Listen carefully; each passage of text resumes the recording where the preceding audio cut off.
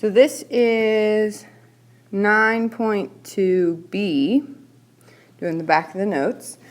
Yesterday, everything we dealt with revolved around the formula y equals a over x.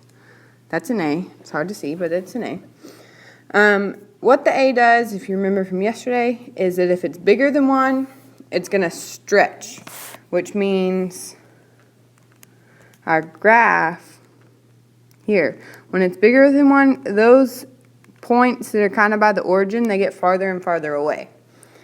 Now, when it's somewhere between 0 and 1, like a decimal, yesterday on your homework you had 0.2 and I think 0.01, that means that it pulls those middle points in towards the origin. Now, the other thing that a can do is when it's negative, it's going to reflect, which means our graph looks like that blue one. It's in quadrants 2 and 4. So that should just be a review from yesterday. What we're adding in today is h and k. Now what's awesome about h and k is, well, one, you're already used to them, we've used them a lot, but they also tell you what the asymptotes are. X equals h is your vertical asymptote, and y equals k is your horizontal asymptote. So all you have to do is figure out what h and k are, and you know the asymptotes. So when you put it all together, you'll have y equals a over x minus h plus k. That's general form, and that's on the front of your notes. So let's practice graphing using h and k. So step 1 is going to be to draw the asymptotes.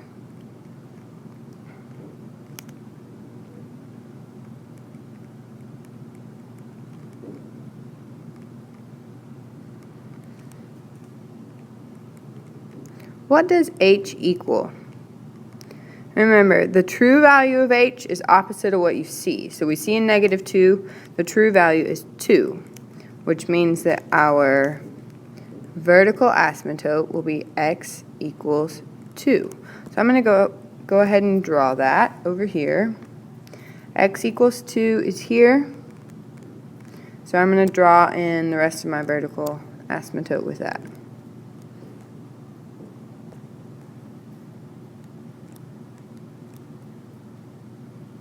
So these are the lines that the graph gets really, really close to but never touches.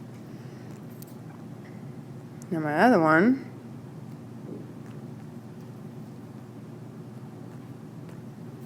is going to be k equals, how you see it is correct, -3, which means I have a horizontal asymptote at y equals -3. I'll go over here and graph that. -3 is here, so now we can graph that horizontal asymptote. Go all the way across. That's the line that the graph will get really, really close to but never touch. Now there's lots of different ways to graph equations. The easiest and most lazy would be to put it in your calculator and look at the table. But of course, I don't want you to be lazy. I want you to do things right and challenge yourself. So another way to do it is to translate points. So what we're going to do, let me zoom in here, is we're going to take our original equation, y equals 1 over x minus 2 minus 3. And we are going to ignore h and k, which leaves us with y equals 1 over x. I want to find a couple points that are on that graph, which happens to be our parent function. Let's see, easy numbers to plug in here that would simplify into something easy. Let's do 1 and -1. If I plug in 1, 1 divided by 1 is 1. Plug in -1, 1 divided by -1 is -1. So we're almost there. So my points would be here and here on my parent function. But we have to account for the h and the k. So this h moved us 2 to the right. So each of these points, I'm going to go right 2, and then, let's see, y equals -3. So down 3. So start at 1, 1. Go right 2, down 3. So that one is going to be at, let's see, +3, -2. And then my next one starts at -1, -1. Right 2, down 3. So that one's at 1, -4. And then you can make your graph from there. Something like that.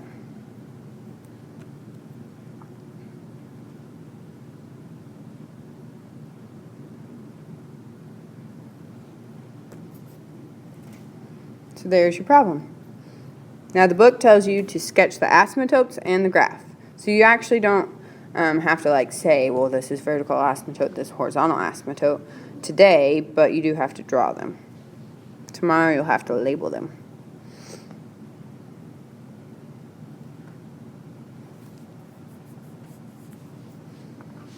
Alright, if you're ready, let's keep going. If you know the translations or asymptotes of a stretch or shrink, y equals a over x, then you can write the equation. General form is y equals a over x minus h plus k. We're going to rewrite that, but we're going to fill in for a, h, and k. Write an equation for the translation of y equals k, or 5 over x. What is that 5? Which letter? A, H, or K? It's on top, so it is A.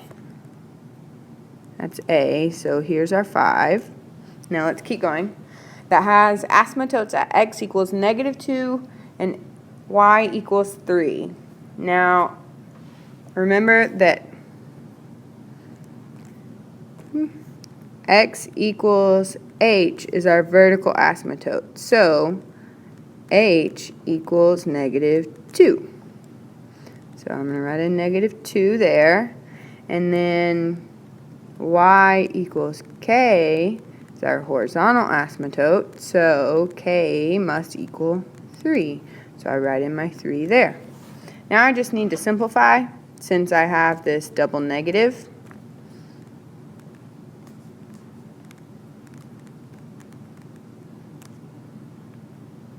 Y equals 5 over x plus 2 plus 3. There's your answer. Just remember, k is opposite. So if it's negative here, it'll end up positive here. If it's positive here, it'll end up negative here. Now, the other way that they could write this question is instead of talking about asymptotes, they could talk about movement. They could say that it went left 2 and up 3. And you would have to figure out that this one is h and this one is k. That's the other way they can say that. So your homework, you have 4 graphing questions and 3 non-graphing questions. So you should be able to get it done pretty quickly if you don't waste time. Please come in and ask me questions if you have more questions. We really want you to be able to understand everything we go over.